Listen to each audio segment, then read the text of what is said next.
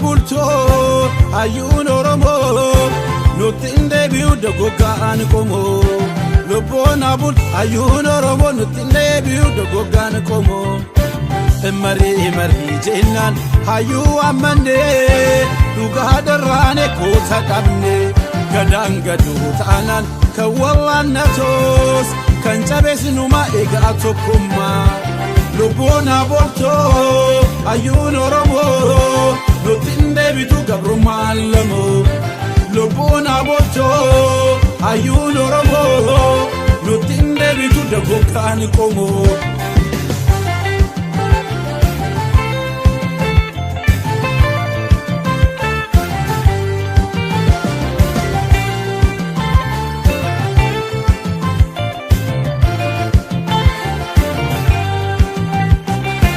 gamnaan qabsoofna malee dakeenya jabeessa gabrummaa malee maaltu ganta gumaa nu geessa hidhannoon dhiyeessinoo ollu bakka yaanne ilaannu ilmaan keenyaaf gabrummaaf dabarsine lubbaa olfannoo hayyuun oromoo nutti hin deebitu dogoggaan qomoo lubbaa olfannoo hayyuun oromoo nutti hin deebitu dogoggaan qomoo marii jennaan hayyuu ammannee dhugaa darraane koota qabne gadaan gaduu ta'anaan kan wallaannatoos kan cabeessinuma eegaa tokkummaa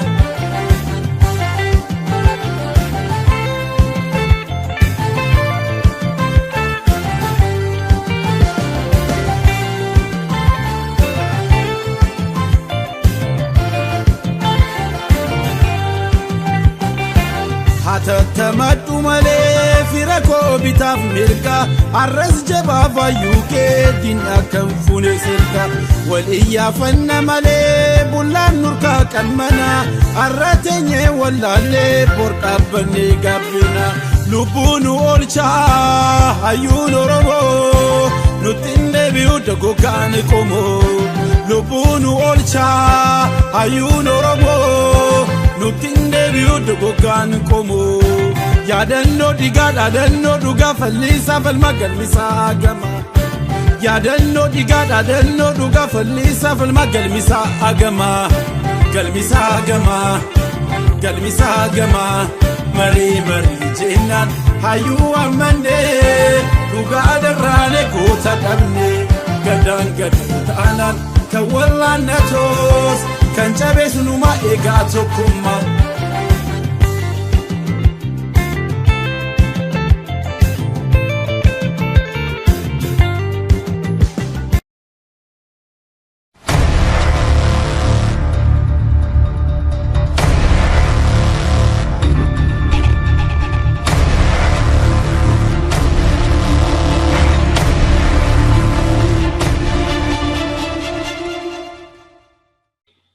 Ayyee ashamaa akkam jirtu hordoftoota keenyaa kun walabummaa News Network sagantaa marii keenyaati. Sagantaa marii keenyaa har'aatiin keessummaa tokkoon isiniif qabadhee dhiyaadhee jira. Keessummaan koo har'aa Obbo Gosaayee Fidaa jedhamu. Obbo Gosaayee Fidaa qabsoo Oromoo keessatti qooda guddaa fi aarsaa hedduu kaffalaniiru. Haaluma kanarraan ka'een har'a keessummaa koo godhadhee dhiyaadheen jira.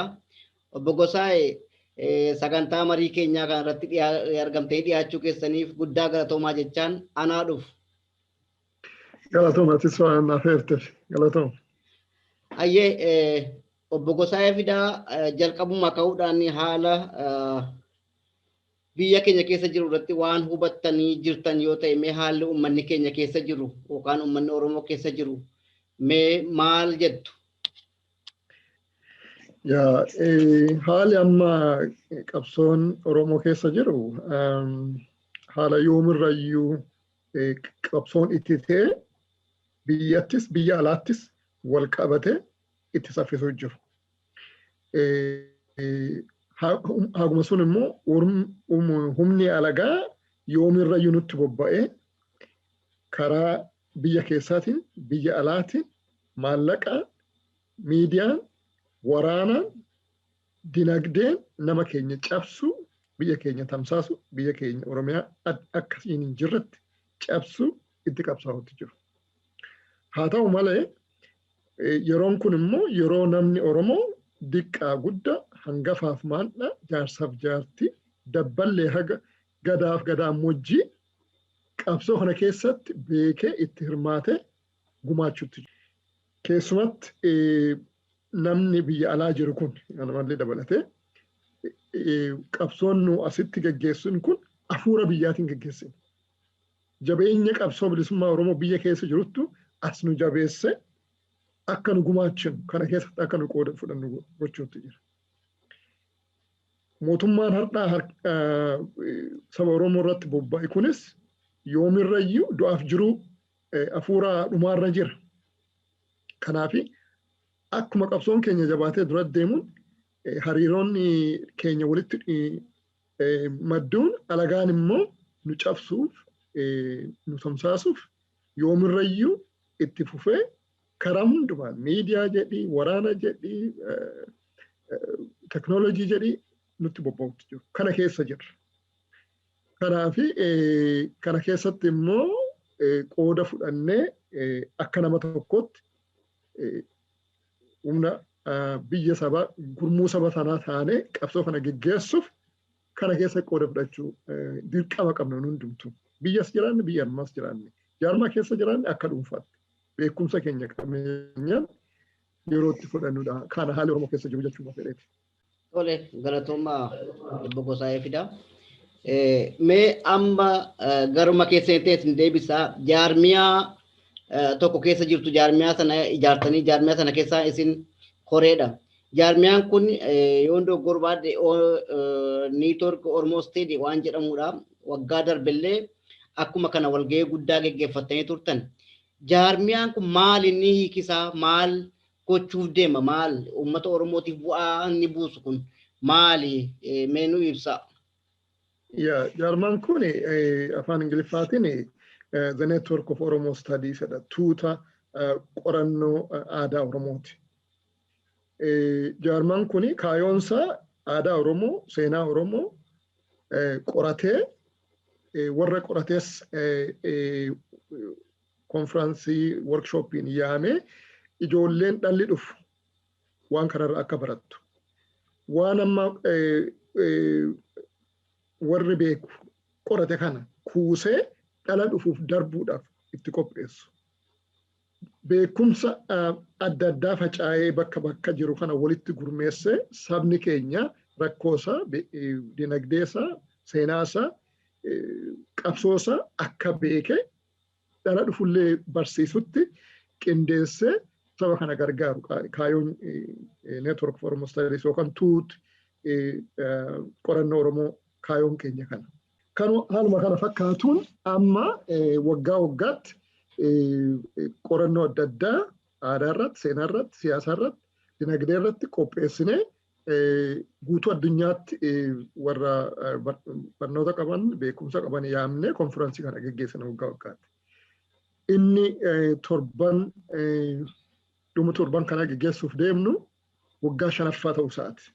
Waggaa 5ffaa International Network of Oromo Studies konfiraansii gaafa 27 sa'aatii 2 akka biyya Ingilizitti geggeessuudhaaf deemna.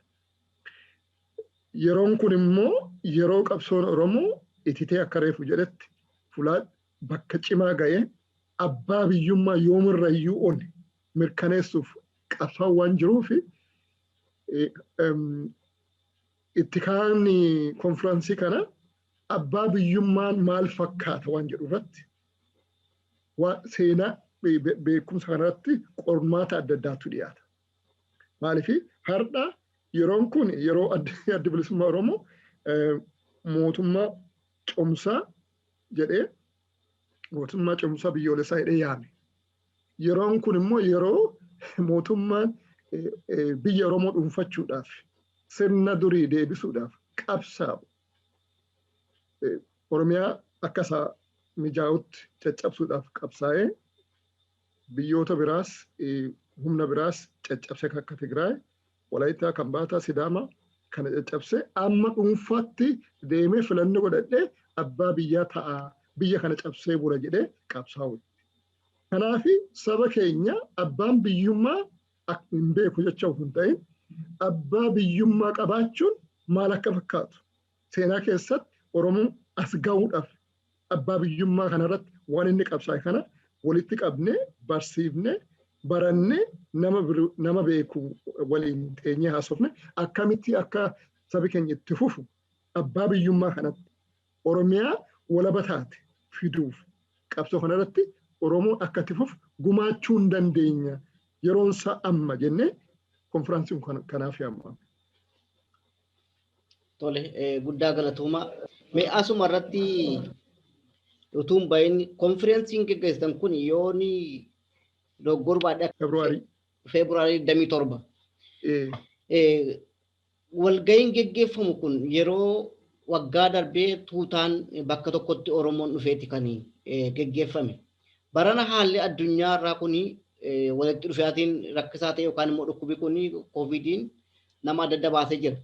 Isin walga'ii kan akkamitti gaggeessuuf jettu itti dabaltanii immoo eenyu faatu irratti argamaa qabiyyeen walga'ii kanaa maali jettaniiti kan yaaddan. Dhugaa keeti duri biyya namni xayyaaraan karaa dheeraa deemee bulee oolee nuun bahee akkasitti gaggeessaa ture. Har'a immoo akkuma cabanitti tokko lan jedhan sana akkuma haalli biyyaa akkuma haalli yeroo jirutti onlaayinii virtual konfiraansii gaggeessuudhaaf deemu. Qabiyyeen konfiraansii kan akkuma reefu tuquuf yaade self determination abbaa biyyummaa mirga abbaa biyyummaa dhugeessuun maal akka fakkaatu seenaa keessattis qabsoon Oromoos kanaan dura maal akka ture abbaa biyyummaa jechuun maal akka ta'e sabaaf sablammiin biyya adda addaa addunyaa guutuu irratti abbaa biyyummaaf qabsaanii akkamitti milkaraa'uu danda'an bu'aan isaa maal rakkoon inni fidus maal waan jedhu kanarratti qabiyyeen konfiraansii kanaa tokko kana. Karaa biraatiin immoo abbaa biyyummaa fi akka amma mootummaan federaalizimii kana cabsee sirna nafxanyaa ijaaree irra deebi'ee 1974tti waan sirna bira darbe sanatti nu deebisuuf deemuu fi sirni abbaa biyyummaa wal bira qabnee maal akka fakkaatu namaaf ibsu walii galu nama nu hubatiin hubachiisu qabiyyeen konfiraansii tokko kana. Sadaffaa abbaa biyyummaa kana keessatti qoodi keenya maal fakkaata road maappiin karaan daandiin ittiin deeman kun maal fakkaata maaltu ta'uudhaaf deema dinagdeen maal fakkaachuu qaba aadaan nama maal fakkaachuu qaba qabsoon itti deeman kun daandiin isa maalirra bahuu qaba waan jedhan road maappii kana xiinxala jechuudha qabiyyeen konfiraansii kana fakkaata. Tole galatooma. Hordoftoota keenyaa kun walabummaa News Network sagantaa marii keenyaati. Kan marii godhaa jiru Obbo Gosaayee Fidaa waliini. Obbo Gosaayee mee asirratti qabiyyeen walga'ii kanaa yookaan immoo jaarmiyaan kun walitti dhufee wanti inni gochuu qabu abbaa biyyummaa uummata Oromoo mirkaneessuudhaaf isan beekne immoo barsiisuudhaaf jettan. Gara biyyaatti yoon isin deebisee yeroo ammaa kana mootummaan biyya bulchaa jiru kun yookaan immoo mootummaa yerootti darbe kuni filmaataaf qophaa'aa jira filmaata gaggeessuudhaaf. Filmaatni inni gaggeessu kana keessaa morkattoota siyaasaa waliin. Morkattoota siyaasaa kana immoo akka isaan ittiin gaggeeffanneef waajjirres jalaa cufee hooggantoota hidhee jira. Yeroo isin amma abbaa biyyummaa Oromoo mirkaneessuudhaaf kana goona jettan karaa kamiin gochaa jirtu bifa akkamiitiin gochaa jirtu? Mootummaan biyya waraana keessa jirtu daangaa biyya Itoophiyaadhaan kana har'a diinni Eertiraan jedhii Suudaan jedhii kibbaalleetti nagaan hin jiru cabsee seenee daangaa biyya kana caccabee jirutti sabaaf sablammiin halkanii guyyaa waraana ittisa biyyaatiin sardamaa namni nagaa dhabee fayyaa dhabee biyyi jeeqame kanatti dhibeen addunyaa hidhee takaalee akka manaan baane waggaa tokko olitti Awurooppaa keessatti namni mana isaatii bahee dirqaan barachuu dadhabee kana gara qabu nagada dinagdee isaatti bobba'uu dadhabee namni fayyaadhame kuma dhibbaatamaa ol biyya kanatti 116 namni amma ammaatti lubbuu dhabe. Har'a vaayirasiin kun galee addunyaa sarduutti jira. Ilma namaa akka baala gogeetti fixuutti jira. Kana silaa mootummaan sabaaf dhaabbate, mootummaan nagaaf dhaabbate, mootummaan biyya kana guddisuudhaaf dhaabbate inni jalqaba waraana baasee sabaaf sablammii bonaan dhumuutti jiru. Sabaaf sablammii saaxila vaayirasiidhaaf dhumuutti jiru irratti bobba'uu otoo hin ta'in saba kana tasgabbeesse biyya kana dhibee kanarraa hambisee karaa ogummaa hikimnaas ta'u karaa vaaksiniin ta'u nama kana irraa dararee gaafa biyyattiin deebitee namni nagaa argatee waraanni har'a biyyatti bobba'e kun waraana biyyarraa ka'ee gaafa qophaa'e sabi saba waliigaltee qabutti filannootti deema. Har'a biyyi suni akka biyya tokkotti jiraachuu jirtu. Biyyi kun biyya gosi xiqqaan tokko dhuunfate. Humni xiqqaan tokko dhuunfate. Tigraay humna biyya sanaa keessaayyuu ba'uutti jirti fakkaatti. Akka naannoo federaalii tokkottu ta'uun ishii gaafii keessa jira. Waraanni itti bobba'ee biyya sana akkamitti tamsaasee guutuun addunyaan quba qaba. Waraanni Tigraayitti bobba'e sun waraana Oromiyaatti waggaa 2 walakkaatti bobba'e. Sumatti itti fufee Tigraayitti darbe. Gaambeellaa keessa jiru, Gumuz keessa jiru waan jiru addunyaan guutuutti beeka. Kanaaf guyyaan har'aa kun yeroon kun silaa yeroo filannootti gaggeessan osoo hin ta'in yeroo humni jiru hundumtuu qawwee lafa kaa'ee vaayirasii qawwee hin barbaanne biyya lafaan nama lafarraa fixuu jiru kana ofirraa ittisu silaa kana ture. Kana keessatti immoo kanuma dhiibee biyya sana caccabsee humna silaa dorgomee filannoo kana keessa qooda fudhatu mana hidhaatti saaxilee humna adda bilisummaa Oromoo, humna kafaa'oo, humna adda addaa Oromoo siyaasaa kana keessatti qooda gumaata guddaa godhan jijjiirama dhufu amma arganne kana keessatti qooda mirga guddaa qabaatan cabsee mana hidhaatti buusee qabsaa akka Hacaaluu fa'aa lubbuu dhabamsiisee Oromoo qorqalbii cabsee har'a kophaa kiyyatti cee dorgomee kophaa kiyya dorgomee muudamuu hin danda'a nu gosa ta'ee muudamuu hin danda'a ha jedhu filannoo deemsisaa jira. Kanaaf qabiyyeen dubbii konfiraansii kanaallee tokko balaan waan kun fiduu danda'u maaliif dhumni filannoo kanaa waa lama wanni yoo filannoo kana dhugumaan gaggeessame akka fedheetti mootummaan har'a biyya saaxilu kun yoo aangoo ofii dheeresse wanni ta'uudhaaf deemu har'a mirga abbaa biyyummaa ofiin of bulchuu xiqqatti waggaa 50 ol irratti qabsaa'ee Oromoof sabni biyya argate kana bakka ishiin jirtuudha dhabamsiisuuf deema. Tokko ni jalqaba. Lammeessoo warri har'a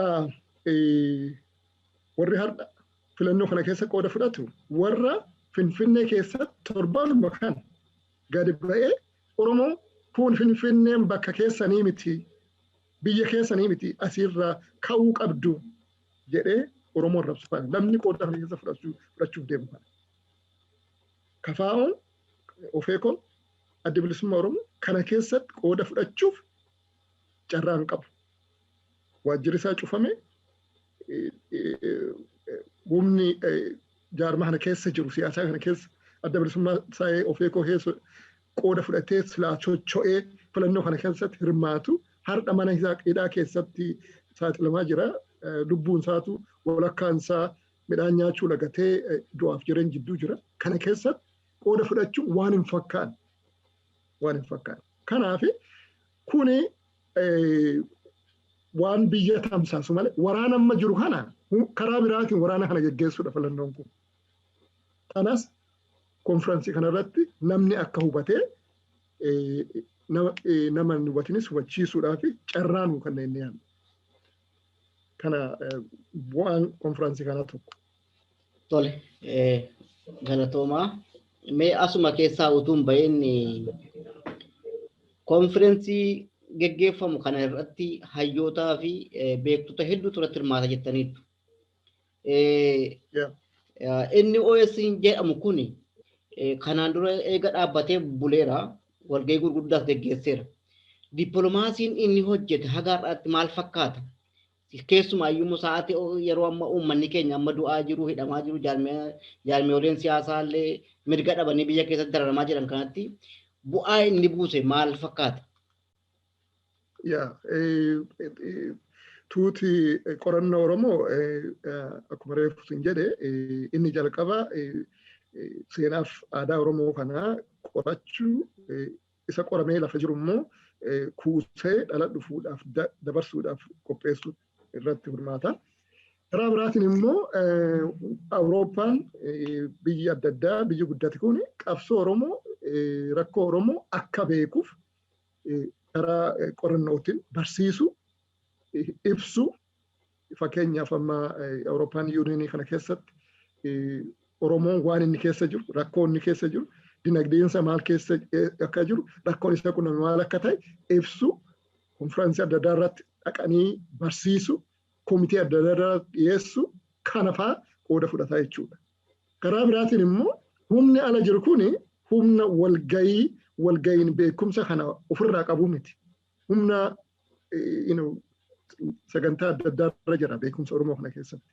Humni kun propagandaan biyya sanarraa horii itti faca'ee nama kana qabsoo Oromoo keessatti akka inni qoodan fudhate irratti bobba'ee jiru. Kanaaf nama kanallee kakkaasuun qooda guddaa fudhata qorannoon tuuti Oromoo neetwork Oromoo study biyya kana keessattis biyya Awurooppaa keessattis. Karaa biraatiin immoo guutuu Awurooppaa kana keessatti konfiraansii adda addaatu deema. Walgahii adda addaatu deema. Waan nu fakkeenyaaf amma biyya Yuunaayitid Kingdamii kana keessa jirra. Biyya Ingiliiz keessa jirra. Awurooppaa adda addaarraa Oromoo kana walitti finnee dubbii rakkoo biyya konfiraansii kana allattu akka namni walgahii mari'atee haga isaa ga'utti gumaachuu danda'utti nama beekutti waa gumaacha. Nama mataansa sammuunsa walaba ta'ettu biyya walaba ta'e barbaaduudhaaf deema.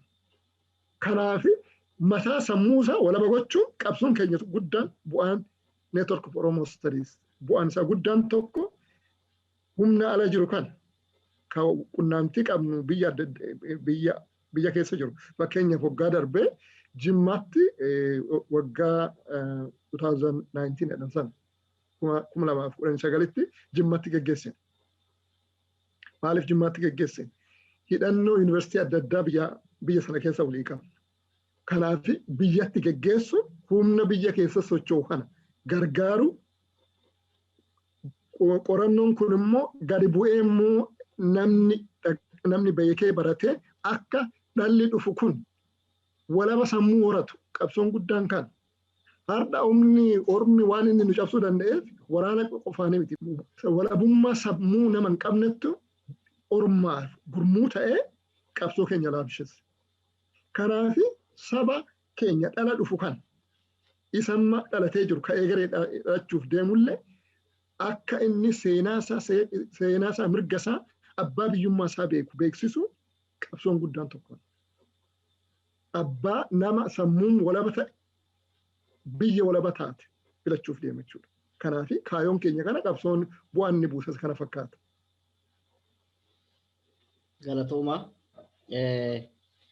Mee gaaffii gabaabaa tokkoon isiniif qaba. Gaaffii nan qabu. Amma biyya keessatti morkattoonni siyaasaa warri immoo hoogganoonni siyaasaa gurguddoon mana hidhaa jiru. Kan adda bilisummaa Oromoos ta'e kan KFOs ta'e isaan mana hidhaa jiran kun akka gaaffiin keenya deebi'utti nyaata nyaannu nyaata lagannaarra jiru. Nyaata lagannaa isaan jedhan kana gara guyyaa 26 akkasumatti fakkaata dhaqaa jira. Baay'ee hubama guddaa jiru. Dabalatee akka isaan tajaajila argatanillee mootummaan dhoowwee jira. Biyya sana keessatti ni bulchina jedhanii erga eeganii manni murtii eega waan tokko ajajee manni poolisii yeroo hidu biyya sana eenyutu bulcha? Ajajee hin fudhatamne eenyutu bulcha? Jarri kun dararaa keessa jiru, gidiraa keessa jiru, miidhamaa jiru. Tajaajilli tokko kennamaa hin jiru. Mootummaan addunyaa immoo itti yaa jira. Dhageettii maaliif dhaba? Mootummaan kun eega biyya kana bulchate maaliif uummata kanaaf dhageettii dhaba? jettanii yaaddu? Yaa kun hundee dubbii qabsoo bilisummaa Oromootti deebi'a. Kun maaliif ta'e waan jedhu kana itti kaa'atti ilaaluu qabna. Kun maaliif ta'e yoo jenne mootummaan kun har'a sirna kabajuudhaaf fedhii hin qabu. Maaliif akkas? Sirna yoo kabaje tasgabbiitti uumamaa namni mootummaallee daangaatti qabaata waan inni hojjechuuf deemu. Har'a sirna cabsee nama sirna cabseettu shiftaa jenna kun mootummaa miti. Mootummaan guyyaa filannoo isaa bira darbee yeroo haqaan biyya bulchuudhaaf seerri kaa'ee bira darbee seera cabsettu warri humna qabu namni qawwee harkaa qabu biyya sana akkuma biyya shiftaan bulchitu waraanadhaan bulchuu jira. Kun humna nu weerare kanatti hubachuu qabu. Humna nu weerare kanattu akka fedhetti seera cabsee gaafa fedhe nu hidhee gaafa fedhe nu jeese gaafa fedhe qabeenya keenya saamee gaafa fedhe humna alaa fidee nu weerarsiise gaafa nu dhibamnu nu bira dhaabbachuu dide kanattu nu bulchuu. Kanaaf wanni kana keessa nama baasu tokko karaa keenyaan akka nama biyyaan baa jirutti mootummaa adda addaa kanatti beeksisu iyyachuu nama har'a mana hidhaa kana keessa dararamuu jiru kana dabarsuu kana keessa qooda fudhachuutu jira. Gamtaa Awurooppaatti dabarsuutti jirra. Hiriyoota keenya Ameerikaa jiran wajjin immoo wal gurmoofnee qoonqoo karaa seneetiitti darbuutti jira. Karaa biraatiin immoo warra mana hidhaa jiru kana immoo karaa gargaaruu dandeenyu waan hundumaanuu itti qophaa'utti jirra. Waan asirratti dubbachuun barbaachifne gochuutti jirra. Karaa biraatiin immoo humna abbaa biyyummaa kana dhabuun waan hedduu keessa qaba. Tokko humni har'a gurmaa'ee Oromoo tisuudhaaf jiru otoo jiraate poolisiin Oromiyaa akka dhugaatti poolisii Oromiyaa otoo taate humni ittisa biyyaa Oromoodhaaf dhaabbate otoo ta'e kun hin ta'u. Kana dhabuutu kan hin tolche jechuudha. Kanaaf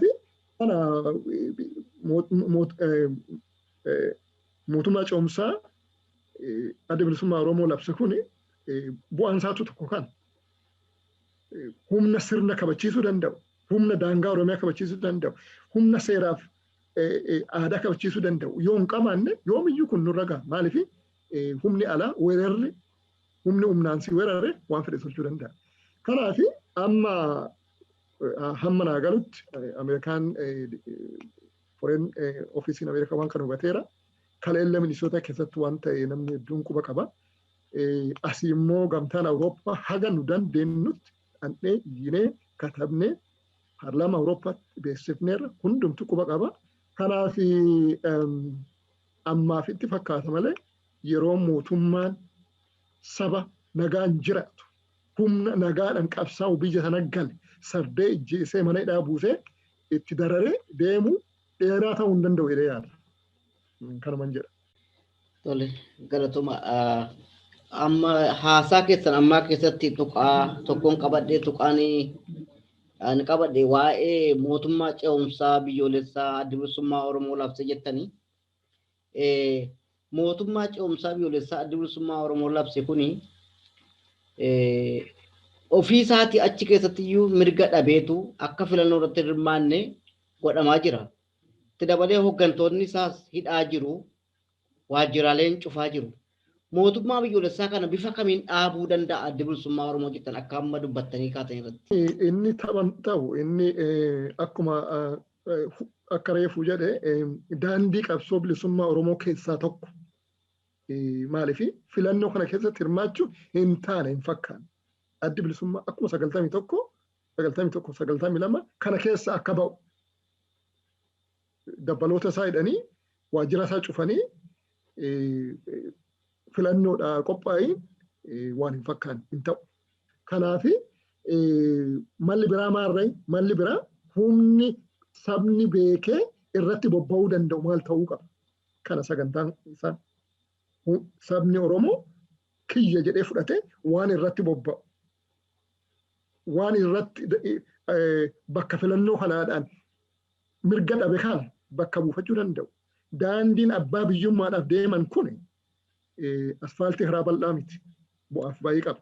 Bu'aaf bayii kana keessa tokko otoo beeku addi bilisummaa Oromoo kan akka kaayootti dhiyeesse. Kaayoo kana immoo fudhatee itti fufee itti cabbee bakkaan ga'u hundumarra eegama jechuudha. Addi bilisummaa jaarmaa tokko qabsaa keessa tokko humna qabsoo kana keessa bobba'e keessa tokko. Mootummaan ce'umsaa biyyaalessaa kuni humna hundumaa of keessaa qaba. Warra amantee qabus, warra jaarmaa sabaaf hawaasaas, warra ogummaa adda addaa qabus kan hundumaa of keessaa qaba. Kanaaf wanni galmaan ga'uu danda'u adda bilisummaa Oromoo osoo hin ta'in saba Oromoo hundumaa jechuudha. Mootummaan ce'umsaa biyyoolessaa kun. Kanaaf adda bilisummaa akeekuma karooruma nuu baase jechuudha. Karoora kana fudhannee itti bobbaanee bakkaan ga'u akkuma qabsoo keenya abbaa bilisummaa Oromoo daandii sana keessa tokko akkasitti fudhannee itti bobba'uu qabna malee malli biraa malli irraa hafnellee wanni biraa nu ta'uu dandeenyu jiraachuu hin danda'u yeroo ammaa kana. Filannoo kana keessa qooda fudhachuudhaaf hin taane Oromoof. Afaan Oromoo dubbatanii Finfinnee keessatti taaksii koranii deemuun bakka rakkoo ta'etti Finfinnee keessatti Oromoon magaalaa kana keessaa ba'uu qaba jedhee namni gaafa iyyee lallabee seera biyya sanaallee cabsee mootummaan immoo otoo kana beekuu callisee ilaalu keessatti filannoodhaan mootummaan nuu dhufa jedhee namni eeggatu of gowwoomsee namallee gowwoomsuudha. Kanaaf wanta uume. Kanaaf malli biraan maarree abbaa biyyummaa kana dhugeessuuf karaa daandii kana baafachuu qabna. Mootummaan ce'umsaa biyyoolessaa kun daandii sun keessa tokko. Kanaaf nu hundumtuu keessatti qooda fudhachuu qabna jedhee yaada. Karaan biraan jiru. Galatooma Obbo Gosaayee Fidaa. Hordoftoota keenya kun walabummaa News Network sagantaa marii keenyaati. Sagantaa marii keenyaa irraatiin Obbo Gosaayee Fidaa koree hojii raawwachiiftuu Network Oromoo State waan jedhamu yookaan tuuta Network Oromoo kan jedhu irratti marii gochaa jirra.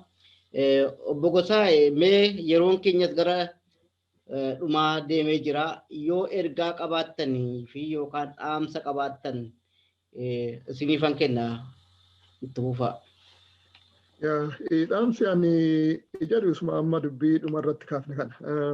Oromoon fulaa jirutti qabsoo kana keessatti hirmaachuun yeroon amma. Karaa hedduun hirmaachuu dandeenya har'a. Har'a akka duriitii miti. Qabsoon Oromoo qabsoo dhossaatii miti. Addunyaan quba qaba. Diqqaa guddaan keessaa qooda qaba. Jaarsaaf jaartiin karaa saayibariitiin, karaa intarneetiitiin qooda keessa qaba. Karaa humna waraanaatiin qooda keessa qaba. Karaa siyaasaa adda addaan Oromoo keessaa qooda qaba. Kanaaf namni har'a humna alagaatti hirkatee garaachisaati jedhee humna alagaa hirkatee saba isaa mormatee qabsoo kana irratti daba hojjetu kun boruu saniin taatu kana keessa qoqqoban dabarsu tokko kana. Lammeessoo filannoon kun filannoo dhugaadhaan sirna dimookiraasiitiin namni filamee aangoo qabatee saba tajaajiluudhaaf qophaa'u otoo hin ta'in waraana weerara Oromiyaa irratti gaggeeffame keessa tokko kutaa sadaffaa jechuu hin dandeenya filannoon kun. Kan akkanatti hubachuu qabna. Kuni waraana nutti deemu malee filannoo dimookiraasiidhaan nama nu tajaajilu nama nu bulchu filannuu miti. Kana hubachuu qabna.